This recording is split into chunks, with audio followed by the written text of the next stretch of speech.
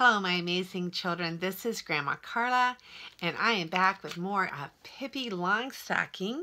And this is a book by Astrid Lindgren, one of my favorites. It's a lot of fun. And today we're reading Chapter 4, Pippi Goes to School. Tommy and Annika went to school, of course. Every morning at 8 o'clock, they would trudge off, hand in hand with their school books under their arms. At that time of day, Pippi would usually be grooming her horse or getting Mr. Nielsen dressed in his little suit, or else she would be doing her morning exercises, which involved standing up straight and then doing 43 somersaults, one after another. Afterwards, she would sit on the kitchen table in blissful silence, drink a big cup of coffee, and eat a cheese sandwich. Tommy and Annika would always cast a longing glance at Villa Villacula as they plodded off to school. They would much rather have gone over to play with Pippi. At least, if Pippi went to school too, things would have been better. "Just think how much fun we could have together when we walked home from school," said Tommy. "Yes, and on the way there too," said Annika. And the more they thought about it, the sadder it seemed that Pippi didn't go to school. Finally, they decided to try to convince her to start. Here's a picture of Pippi's cup of morning coffee.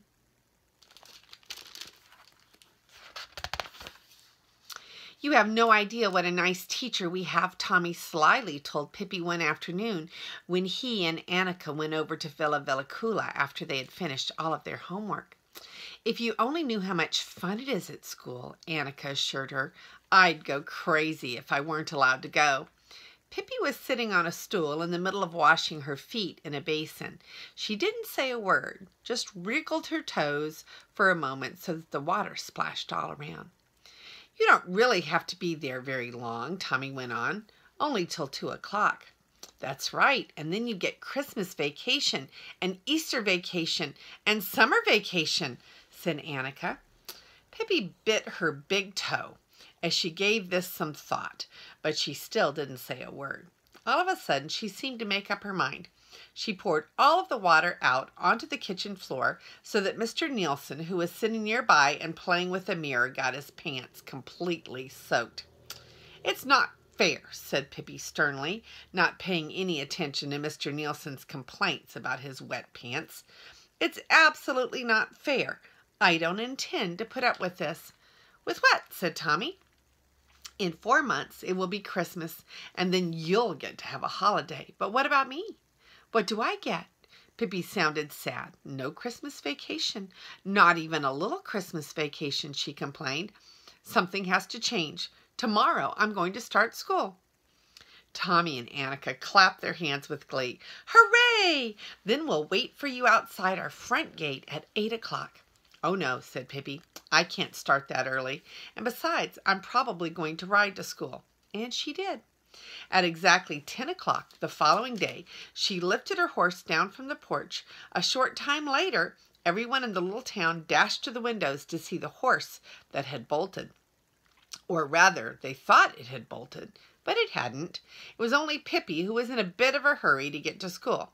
At full gallop, she raced into the playground, leaped off the horse before he even stopped, and tied him to a tree. Then she flung open the school door to the classroom with such a bang that Tommy and Annika and all their nice classmates gave a start as they sat in their desks. And here is a picture of everyone sitting in their desk and looking at Pippi as she barges into the classroom. I'm sure she wasn't very quiet. "Hey, everybody," hollered Pippi, swinging her big hat. "Am I in time for plutification?" Tommy and Annika had told their teacher that a new girl named Pippi Longstocking was going to be coming. Their teacher had also heard people in the little town talking about Pippi, and because she was a very kind and pleasant teacher, she had decided to do everything she could to make Pippi feel welcome at school. Pippi flung herself down on an empty chair before anyone even invited her to do so. But the teacher paid no attention to her brash behavior. She merely said in a friendly voice, "Welcome to school, Pippi dear. I hope that you'll be happy here and that you'll learn a great deal." "Yes, well, I hope that I'll get a Christmas vacation," said Pippi. "That's why I've come here. Fair's fair, after all." "First, if you wouldn't mind giving me your full name," said the teacher, "then I can register you for school." "My name is Pippi Comestibles, Window Shade, Curly Mint, Ephraim's daughter Longstocking, the daughter of Captain Ephraim Longstocking, formerly the terror of the high seas, now king of the natives." Pippi was really just a nickname because Papa thought that Pippalata was too long to say. "I see," said the teacher. "All right then, we'll call you Pippi too. But perhaps we should test your knowledge a bit," she went on. "You're a big girl, and I'm sure you already know quite a lot. Perhaps we could start with arithmetic. Now, Pippi, tell me, how much is 7 plus 5? Pippi looked at her, both surprised and annoyed. Then she said, "If you don't know the answer yourself, I have no intention of telling you." All of the children stared at Pippi in horror. The teacher explained to her that she wasn't allowed to talk back to teachers that way at school, and she was supposed to address the teacher as ma'am. "Please forgive me," Pippi apologized. "I didn't know that. I won't do it again." "Well, I hope not," said the teacher. "So now I'll tell you that 7 plus 5 equals 12. "You see," said Pippi, "you knew it all along. Why did you have to ask me? Oh, what an idiot I am. I forgot to say ma'am again. Sorry," she said, and then she pinched herself hard on the ear. The teacher decided to ignore this, and she went on, "All right, Pippi, how much do you think 8 plus 4 is?" "About 67 or so," Pippi guessed. "Not at all," said the teacher. 8 plus 4 equals 12. "Now, wait a minute, my dear lady, that's going too far," said Pippi. "You just told me that 7 plus 5 equals 12. I should think there have to be some rules, even at school. Besides, if you get such childish delight out of silly things like this, why don't you go and sit by yourself in the corner to do arithmetic and leave us in peace so that we can play tag?" "Oh, no, now I forgot to say ma'am again," she cried in horror. "Could you please forgive me just one last time? I'll try to remember a little better from now on." The teacher agreed to do this, but she didn't think it was such a good idea to try to teach Pippi any more arithmetic. Instead, she started asking the other children questions. "Tommy, can you give me the correct answer to this problem?" she said. "If Lisa has 7 apples and Axel has 9 apples, how many apples do they have altogether?" "Yes, let's hear your answer, Tommy," Pippi piped in. "And at the same time, tell me this. If Lisa has a stomachache and Axel has an even worse stomachache, whose fault is it? And where did they swipe those apples from?" The teacher tried to pretend that she hadn't heard a thing, and she turned to Annika. "All right, Annika, here's a problem for you. Gustav went on a school outing with his classmates. He had 1 krona when he left and 7 öre when he came back home. How much money did he spend?" "Hey," said Pippi, "I also want to know, why was he such a spendthrift, and did he buy lemonade with his money, and did he wash behind his ears properly before he left home?" The teacher decided to give up on arithmetic altogether. She thought Pippi might like learning to read instead, and so she took out a sweet little picture of an iguana. In front of the iguana's nose was the letter I. "All right, Pippi, now I'm going to show you something fun," and she said briskly, "Here you see an iguana, and this letter in front of it is an I." "Oh, no, I don't think so," said Pippi. "I think it looks like a stick with a little fly speck on the top, and I'd really like to know what an iguana has to do with a fly speck." The teacher took out the next picture, which showed a snake, and she told Pippi that the letter in the front was an S. "Speaking of snakes," said Pippi, "I'll never forget the time that I wrestled with a giant snake in India. It was the most horrible snake you could imagine. He was 40 feet long and angry as a hornet, and every day he ate 5 grown Indians, plus 2 little children for dessert." And here's a picture of something like was on the card that the teacher was showing to the classroom. Once he wanted to have me for dessert too, and he wrapped himself around me. Crunch. But I have sailed the 7 seas after all, I told him, and I bonked him on the head. Bam! And then he started hissing. And then I hit him again. Bam! And poof, he died. So that's the letter S. How amazing! Pippi had to pause to catch her breath, and the teacher, who was beginning to think that Pippi was a troublesome and difficult child, suggested that the class should do some drawing instead. Surely Pippi would be able to sit quietly and draw, thought the teacher. She took out paper and pens and passed them out to the children. You can draw whatever you like, she said, as she sat down at her desk and started correcting homework. After a while, she looked up to see how the drawing was going. All of the children were sitting there watching Pippi, who was lying on the floor drawing to her heart's content. Pippi, said the teacher impatiently, why aren't you drawing on the piece of paper? I filled it up long ago. I couldn't get my horse on that tiny scrap of paper, said Pippi. Right now I'm drawing his front legs, and when I get to the tail, I'll probably have to go out into the hallway. The teacher thought hard for a moment. Why don't we sing a little song instead, she suggested. All the children stood up next to their desk, all except Pippi, who was still lying on the floor. Go ahead and sing, she said. I'll just rest for a while.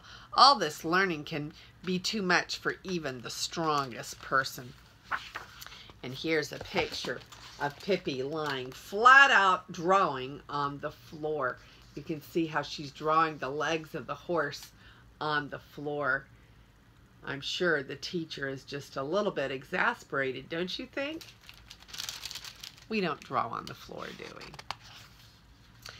But now the teacher had lost all patience. She told the other children to go out on the playground because she wanted to have a private conversation with Pippi. When the teacher and Pippi were alone, Pippi stood up and went over to the desk. You know what, she said. You know what, ma'am? It was really fun to come here and see what all you do. But I don't think I feel like coming to school anymore. I'll just have to make do without a Christmas vacation. There are just too many apples and iguanas and snakes and things like that. It makes my head spin. I hope you're not disappointed, ma'am.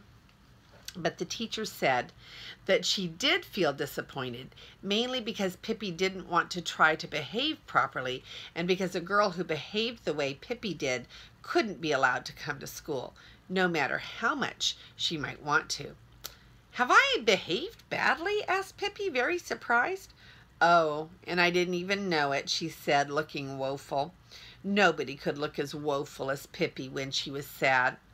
She was silent for a moment, and then she said in a quavering voice, You have to understand, ma'am, that if a girl's mama is an angel, and her papa is king of the natives, and if she herself has spent her whole life sailing the seas, then she doesn't really know how to behave at school among all of these apples and iguanas. Then the teacher said she understood, and that she wasn't annoyed at Pippi anymore, and that perhaps Pippi could come back to school when she was a little older. And then Pippi, beaming with joy, said, I think you're awfully nice, ma'am, and here's something for you. So from her pocket, Pippi took out an elegant little gold watch, which she placed on the desk. The teacher said that she couldn't accept such an expensive gift. But Pippi said, You have to. Otherwise, I'll come back tomorrow, and then there will really be a commotion. After that, Pippi dashed out to the playground and leapt onto her horse. All of the children crowded around her to pat the horse and see her off. Give me the schools in Argentina any time, said Pippi, sounding a bit haughty as she looked down at the children. You should try going there. Easter vacation starts only 3 days after Christmas vacation ends. And when the Easter vacation is over, there are 3 days until summer vacation starts. Summer vacation ends on the very 1st of November. And then, of course, it's quite a while before Christmas vacation starts on November the 11th. But it's bearable because at least there's no homework. It's strictly forbidden to do homework in Argentina. Sometimes an Argentinian boy might sneak into a cupboard and sit there and secretly do homework, but I feel sorry for him if his mother finds out they don't have any arithmetic in the schools there. If anyone knows how much 7 plus 5 is, and if he's silly enough to mention it to the teacher, he has to stand in the corner all day long. Reading is something they only do on Fridays, and then only if they have some books to read, but they never do. Well, what do they do at school then? Asked a little boy. They eat candy, said Pippi firmly. There's a long pipe that goes from the nearby candy factory straight into the classroom, and the candy comes gushing out all day long, and the kids can hardly keep up with the eating of it. But what does the teacher do? Asked a girl. She unwraps the candy for the children, silly, said Pippi. You don't really think that they do that themselves, do they? Hardly. And they don't actually go to school themselves either. They send their brothers. Pippi swung her big hat. Bye now, kids, she shouted happily. You won't be seeing me for a while, but don't ever forget how many apples Axel had, or you'll be sorry. Ha ha ha. With a resounding laugh, Pippi rode out through the gate, making the gravel fly under the horse's hooves and rattling the window panes of the school. And look at all of the candy that Pippi was describing. Of course, we would call Pippi's story a tall tale, wouldn't we? I'm sure that in Argentina they go to school just the same as they do everywhere else, and they have to learn arithmetic and reading just the same as they do anywhere else. But Pippi knows how to tell a tall tale. And that is the end of chapter 4. And this is Grandma Carla, and I love you.